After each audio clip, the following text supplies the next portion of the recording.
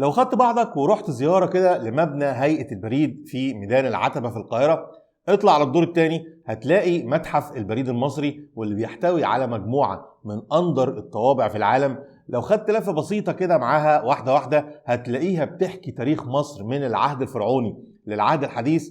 مصر كانت من أوائل الدول في الشرق الأوسط اللي عرفت طوابع البريد قبل الدولة العثمانية نفسها، واللي مصر كانت تابعة ليها في يوم من الأيام، وكانت بتصدر طوابع البريد بتاعتها باسم مصر. تعالوا نشوف الطوابع والبريد بدأت إزاي عموما. بس الأول لو بتشوفنا عن طريق فيسبوك أو يوتيوب تابع قناتنا وفعل التنبيهات علشان تبقى معانا دايما. أنا طارق الشافعي، وأنت دلوقتي في ضيافة قناة وقال الراوي.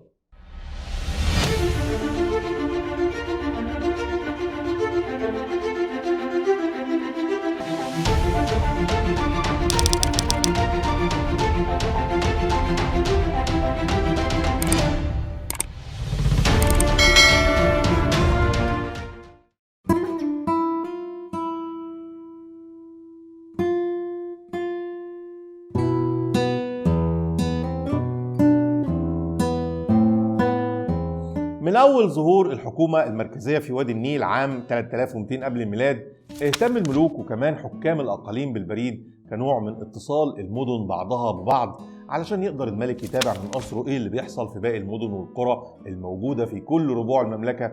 يتابع كمان أخبار الفيضان والزراعة والحصاد والأسواق واللي بيحصل فيها، ويتابع كمان أخبار الفلاحين والتجار وتسويق الحاصلات الزراعية. كمان لو كان في حملات عسكرية على الحدود خارج البلاد يقدر يتواصل مع الجيش، أو لو كان هو القائد يقدر يبعت للوزير أو القائم بالأعمال يبعت له مدد أو عتاد. كان البريد في الأول قاصر على المراسلات الملكية والحربية وبس، شوية بشوية توسعوا فيها كخدمة مدفوعة الأجر للتجار والأعيان. وطبعا كانت النقوش اللي تركها المصري على جدران المعابد واللي رسمها على حيطان المقابر أكبر وسيلة تواصل عبر الأجيال، حملت أخبارهم عبر آلاف السنين.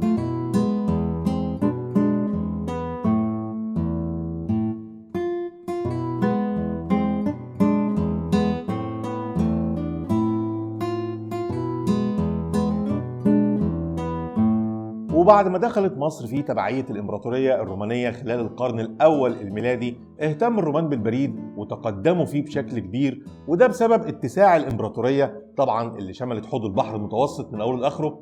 عملوا نقط للبريد في كل المدن الهامة. الرسالة كانت عشان تيجي من روما تروح لأي مكان كانت بتمر عبر أكتر من نقطة ممكن يحملها أكتر من فرد، إلا طبعا لو كان بريد مخصوص أو سري، دي بقى بيطلع بيها شخص واحد بس مهمته إن هو يوصل بيها وفي أسرع وقت وبأي شكل. بعد كده مشي العرب على نهج الرومان واستخدموا نفس النقط بتاعتهم، وكانت جودة البريد دليل على قوة الدولة. في الدولة الأموية مثلا كانت الحكومة مركزية إلى حد كبير. لو كان والي الأندلس مثلا عايز يرمم جسر أو يوسع ترعة كان لازم يستأذن الخليفة اللي موجود في دمشق، وما يبدأش شغل إلا لما الإذن يجي، وده طبعا عايز بريد قوي منتشر متواصل من الشرق للغرب. ولكن في عصر الدولة العباسية كان في استقلالية شوية في القرار عن قبل كده. اكتفت الحكومة في بغداد من ولايتها بأنها كانت تبعت الخراج أو الضرائب وبس، ويسيبوا حكام الولايات يعملوا اللي هم عايزينه. وده طبعا قلل من استخدام البريد وبالتالي أثر على جودة الخدمة،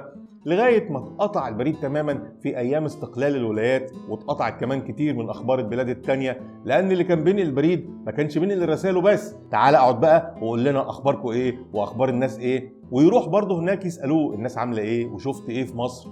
طبعا ده في وقت ما كانش فيه نشرات أخبار ولا ميديا، كانت هي دي الميديا بتاعت الوقت ده. ولما اتقطعت في وقت ما كانوا المصريين بيتابعوا الأخبار دي عن طريق الحجاج كل سنة اللي بيجوا من المغرب والأندلس جايبين معاهم أخبارهم، وهم راجعين برضو يعرفوا منهم أخبار دول المشرق كان بيجرى فيها إيه. وفي عهد السلطان صلاح الدين في القرن ال 12 الميلادي بيبدأ عهد جديد من الاهتمام بالبريد، بيخصص له السلطان كتيبة مخصوص من الجيش شغلتها البريد وبس في أوقات المعارك والحصار. واستخدم أفراد الكتيبة دي مع بعد المسافات وسائل تانية زي الحمام الزاجل مثلا اللي كان بيحمل الرسائل لمسافات بعيدة جدا. طبعا كان الاستخدام للأغراض الحربية وبس. كانت رسائل الناس والتجار بتتنقل مع القوافل التجارية اللي بتسافر من بلد لبلد وبيتم تسليمها باليد. ومع دخول الحملة الفرنسية لمصر عام 1798 خصص الفرنسيين كتيبة كاملة للبريد. عملوا كمان نقط لسهول تداول البريد أو الرسائل، كانت بصورة منظمة وأكتر تطور من اللي الناس عرفته قبل كده. بعد كده مشي محمد علي باشا على نهج الفرنسيين، استخدم نفس النقط بتاعتهم، ولكن برضه استخدامها كان حكومي أو حربي مش للأغراض العامة.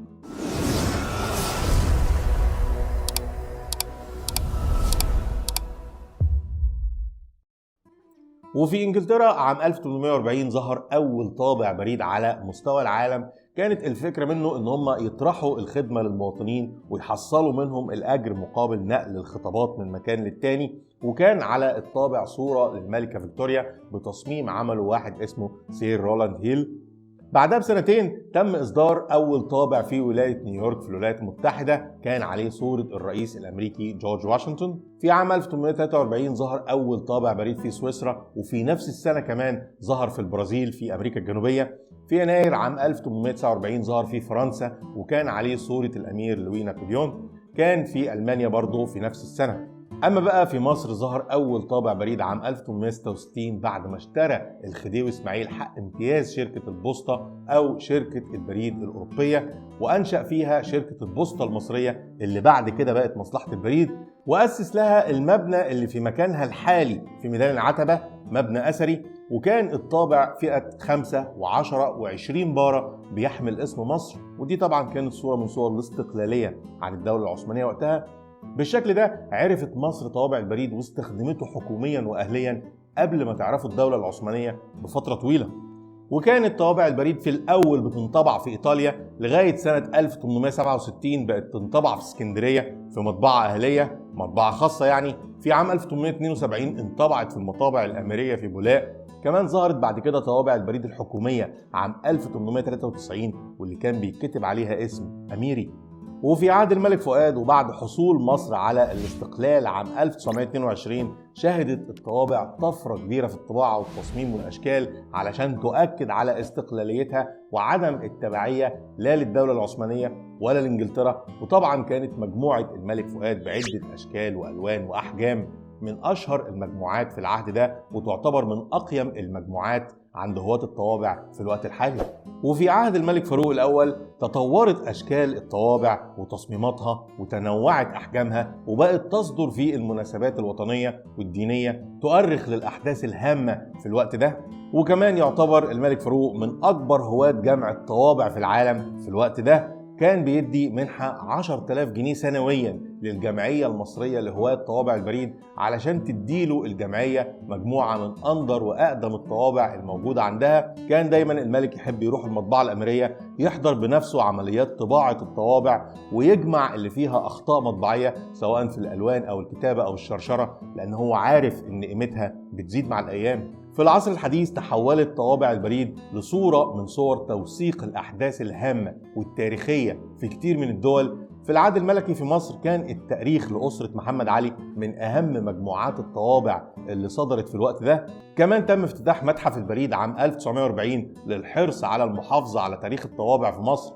اهتموا كمان بإصدار مجموعات خاصة بالبريد الجوي لأنها بتعتبر سفير للبلاد في الخارج.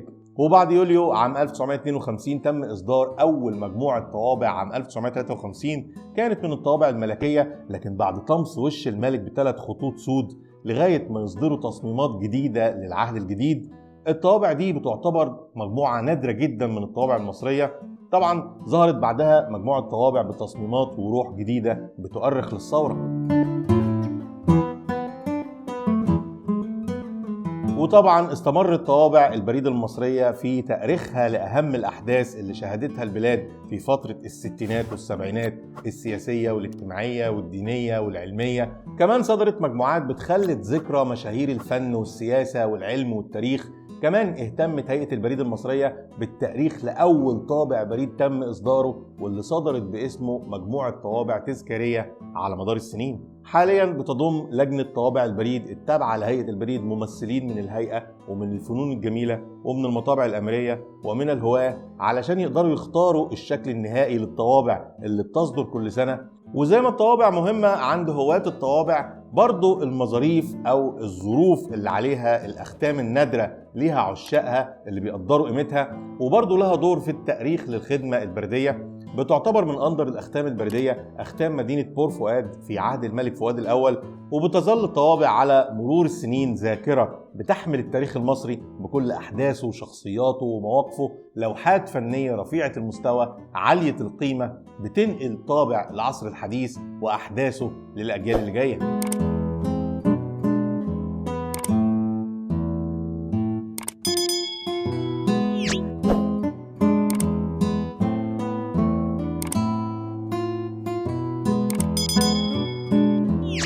لو عجبتك الحلقة وأضافت إلى معلوماتك التاريخية ما تنساش تتابع قناتنا وتفعل التنبيهات علشان يوصلك كل جديد. تابع كمان حساباتنا على مواقع التواصل الاجتماعي واللي هتلاقوا لينكاتها تحت في الديسكريبشن. بنرحب دايما بمقترحاتكم وآرائكم ونستمتع بالرد عليها. استنونا في حلقة جديدة، وقال الرب.